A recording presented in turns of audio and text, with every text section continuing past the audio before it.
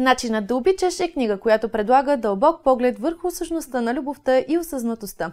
Тя е съставена от 31 медитации, които целят да помогнат на читателите да достигнат нови нива на осъзнаване и разбиране на живота и неговата пълнота.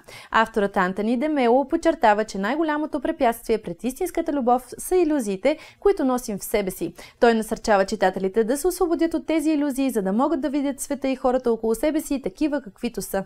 Твърди, че любовта извира от осъзнатостта. Само когато видим другите такива каквито са, можем наистина да ги обичаме. Това включва и осъзнаването на собствените ни убеждения и постъпки, без да се поддаваме на привързаностите и заблудите си.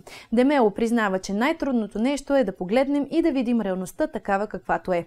Но именно в този акт на проглеждане се ражда истинската любов. Книгата ще бъде изключително полезна за всеки, който търси начин да подобри своите взаимоотношения и да постигне по-голяма вътрешна хармония. Медитациите са практични и могат да бъдат лесно приложени в ежедневието. Предлагат не само теоретични знания, но и практически насоки за постигане на по-дълбока осъзнатост и истинска любов. Начинът да обичаш е книга, която може да промени начина, по който виждаме себе си и другите. Тя е ценен наръчник за всеки, който иска да постигне по-дълбоко разбиране на любовта и осъзнатостта.